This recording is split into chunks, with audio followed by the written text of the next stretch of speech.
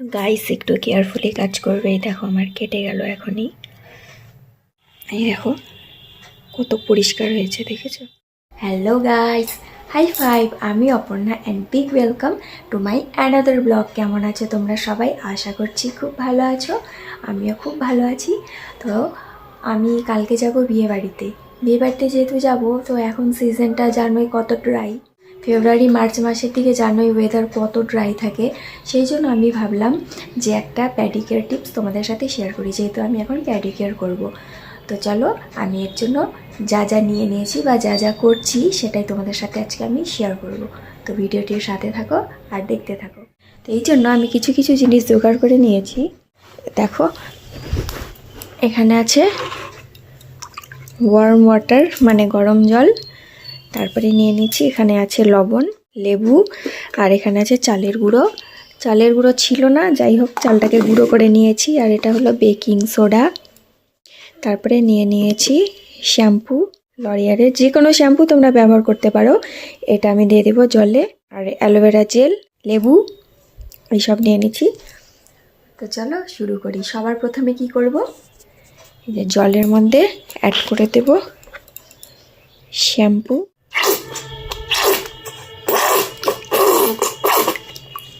ব্যাস, এইটুক শ্যাম্পু দিয়ে হয়ে যাবে। এরপরে দিয়ে দিচ্ছি লবণ, এরপরে দিব বেকিং সোডা। এই যে বেকিং সোডা দিয়ে দিচ্ছি।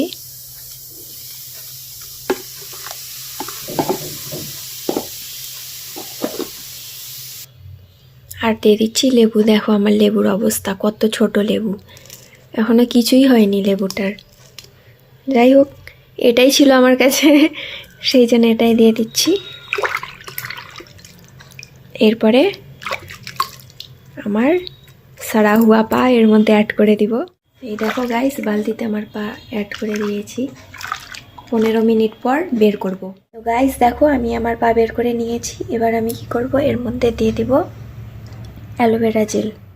এই দেখো গাইস, অ্যালোভেরা জেলটিকে কেটে নিব আর জেল বের করে নেব। যাদের কাছে অ্যালোভেরা জেল নেই তারা এক কাজ করতে পারো, বাজারে যে অ্যালোভেরা জেল কিনতে পাওয়া যায় সেটা কিনে নিতে পারো। তো আমাদের বাড়িতেই আছে অ্যালোভেরা জেল, আমাকে এক্সট্রাভাবে কেনার দরকার নেই। এই দেখো কত মোটা জেলটা, দেখেছো লেয়ারটা? যারা ভাবছো যে পার্লারে যাওয়া হেভি কস্টলি, অবশ্যই হেভি কস্টলি, অনেক চার্জেস লাগে। মোটামুটি ভালোভাবে করাতে গেলে তোমার 3-4 হাজারে হয়ে যাবে, আর সেটা বেশি দিন লাস্টিংও করে না। এই দেখো কত মোটা লেয়ার, এখানে আরও আছে, যেটা আমি একটু একটু করে বের করে নেব জেলটা। আর এটা আমি লাগাবো পায়ে। তো দেখো জেল নিয়ে নিয়েছি, এটা আমি এখন আমার পায়ে দিয়ে দেবো।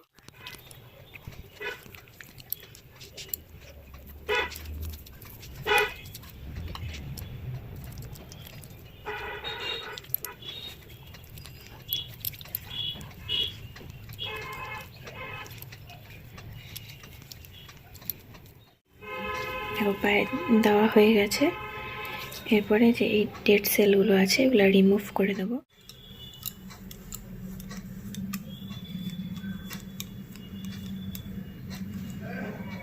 এই দেখো,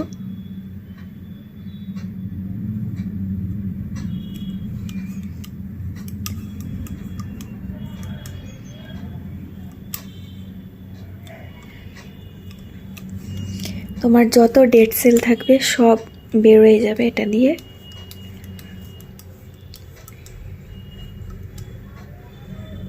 দেখেছো? এই দেখো,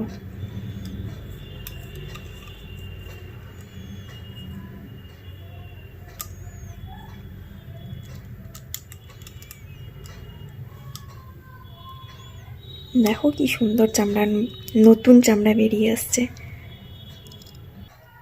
তো গাইস একটু কেয়ারফুলি কাজ করবে। এই দেখো আমার কেটে গেল এখনই। এই দেখো কত পরিষ্কার হয়েছে, দেখেছো? এই দেখো। সো গাইস, আজকের ভিডিওটা আমি এখানেই শেষ করছি।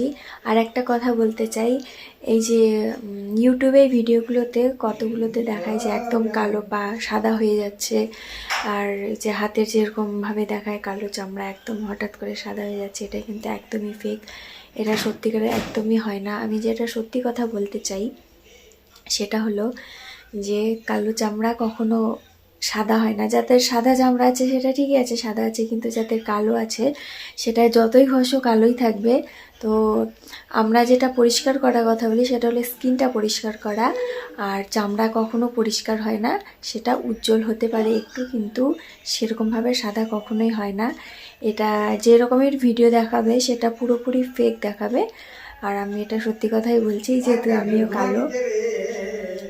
আমার ভিডিও যদি তোমাদের ভালো লাগে তাহলে অবশ্যই পাশে থেকো, লাইক আর কমেন্ট করো আর সাবস্ক্রাইব করে দিও আমার চ্যানেলটা। আজকের জন্য এটুকুই, টাটা বাই বাই।